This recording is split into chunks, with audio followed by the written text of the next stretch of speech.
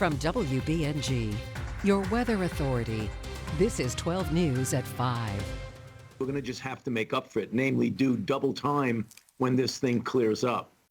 A vaccine setback. The White House shared details today of issues getting the weapon against COVID-19 to local communities just like ours. Thanks for joining us tonight. Now it's a story we've been following since Wednesday. That's when Broome County said some vaccine appointments would be canceled. They made that announcement Wednesday morning. Later that day, the county executive said the missed shipment was due to weather. Now today, the White House said a total of 6 million doses have been delayed due to weather across the country. Coronavirus advisor Andy Slavitt said the vaccines won't go to waste, though. He says they're being stored safely in warehouses. The White House says they're working to make up for that delay. We're also working with our partners to move up scheduled deliveries whenever possible and to surge shipment operations through the end of the week into the weekend. We're in conversation about extended hours and additional appointments to try and reschedule shots given the storm. UPS says it has extensive contingency plans to complete vaccine deliveries, and drivers are still making pickups and deliveries where conditions allow them to stay safe. As for the situation here in Broome County, the health department says they're still waiting on a vaccine shipment that was supposed to arrive on Tuesday. Because of the shipping delays, the Broome County Health Department had to postpone appointments this week and into next week. They say they could receive this week's shipment and next week's shipment all next week. Now, minutes ago, Governor Andrew Cuomo said the same thing. He said the undelivered Pfizer vaccines should arrive Monday with expected delivery dates to the counties on Tuesday and Wednesday. Going forward, the health department will not be accepting appointments until they have received the shipments of the vaccine. We're just hanging tight and, asking people to be patient with us. If they had an appointment this week, we will get them in. It's a postponed appointment, not canceled. We'll, of course, have more information on how and when you can schedule an appointment on our website, WBNG.com.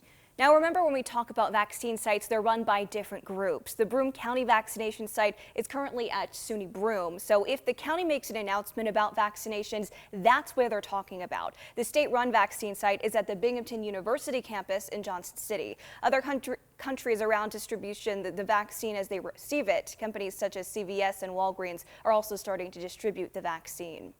As for how the Southern Tier is doing vaccine-wise, now you can see here, this is the state vaccine tracker. Now, Broome County, they report more than 30,000 people have the first dose of the vaccine. More than 10,000 have received both doses. Delaware, Shenango, and Tioga counties all have between 4,000 and 6,000 people with the first dose of the vaccine. Turning now to a live look across downtown Binghamton tonight. Let's send it to Howard now for a first check on the forecast. More snow out there, Howard. Yeah, we had another, at least again, it was a minor shot of snow and it didn't, pile up too high. But yeah, there's the system. It's scooting by. It's off the East Coast right now, but we still have some very light snow coming in from the west. And we might even get into a little bit of lake effect tonight. Here's a look at today's snowfall totals from the Weather Service. 5 inches was reported in Windsor, 2.8 at the Weather Service. Nineveh, 2 inches. Endicott, 3 inches. Bainbridge, 4, and Berkshire, 2 inches of snow. The temperatures right now, upper 20s to around that freezing point. And the evening forecast shows we might see a few flurries coming through. Temperatures in the mid-20s, but we do have the chance of some lake effect for tonight. We'll let you know where that could fall, and take a look at what you can expect over the next 7 days as well. Well, all this cold and snow can, of course, be a headache for many of us, but there are some people who are making the most of it. Now, with the number of local schools canceling today, kids were able to head out for some fun. Some went to Maine Endwell High School to go sledding on the hill with friends and to enjoy the fresh snowfall. Now, many were excited to be outside and spending time with others, almost giving them a sense of normalcy. It's fun to see people actually out doing stuff during COVID because all of us have been isolated and stuff. So to see people out, it's a good change of pace. Now, when asked where the best sledding hill is in the area, the general consensus was Maine Endwell High School. Now we have updates on our website whenever there is severe weather. At all times, you just go to WBNG.com and click on the weather tab. There you'll find radars and the 7-day forecast and much more. That way you can always stay up to date with your weather authority. As we race to vaccinate, Broome County reports 2 more people have died from COVID-19. Right now, the cases remain at 647, just below 650. That's the same as yesterday. The city of Binghamton has 165 cases right now, Vestal 146, and the town of Union, as you can see there, has 76. As for hospitalizations at this hour, 78 people are in the hospital with the virus. And most of the COVID deaths in Broome County occurred in congregate care facilities. The FBI is now investigating Governor Andrew Cuomo and his administration's handling of the coronavirus, especially in the earlier days of the pandemic. State Assembly Republican Joe Angelino, who represents portions of Broome County, says he's encouraged someone will be held accountable. We need to learn from people's mistakes and so that we don't repeat them. However, if there's criminal wrongdoing and the FBI and the Eastern District New York prosecutor is delving into this, I only hope that we just get to the truth. Angelino says he would also like the state legislature to issue subpoenas and do their own investigation. We'll hear from the governor on 12 News at 6 tonight. Now, the governor also announced different guidelines today for visiting nursing homes. The governor says in order to visit, the Department of Health guidance suggests that you need to get a negative rapid test. Cuomo says the Department of Health will provide that test. And the governor also announced a change when it comes to college COVID testing. Cuomo says if a school tests 25% of their population weekly, there will be a different standard for remote learning. Instead of 100 positives in 2 weeks causing the change, it will now be a 5% rolling average over a 2-week period. Colleges that test fewer than 25% will still have to do the 100 test rule.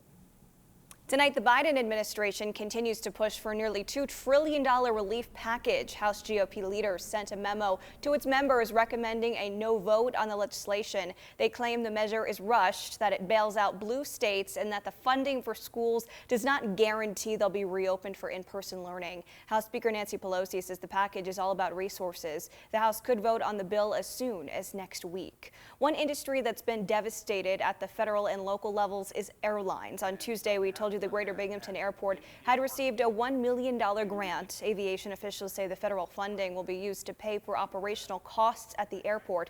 However, the overall outlook for airport costs across the country is grim. Local officials say it will be a couple years before the industry rebounds from this pandemic.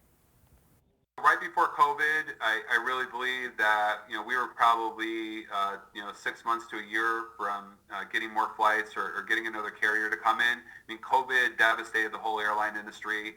I think they cut, tens of thousands of jobs.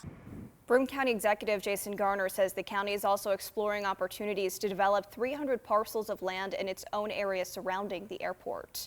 And tonight, more from those who helped when a gas explosion here in New York City left 9 injured, including 6 children. We first told you about it as emergency crews were on the scene last night. The Bronx explosion blew out windows and ripped a door off its hinges. Before any police or firefighters arrived, people took action to help those inside. One man shared a story of how a mother tossed a baby to them from the 2nd floor. Take a listen.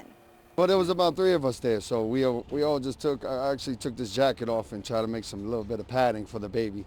So the mother was very nervous, so I just told her, just drop the baby and it'll be secure as soon as it hits this jacket. So that's what happened. Wow. Thankfully, the baby was all right, The injuries for all 9 victims were not considered life-threatening. As for the cause of the explosion, the FDNY says there was a gas leak in the building and they are investigating.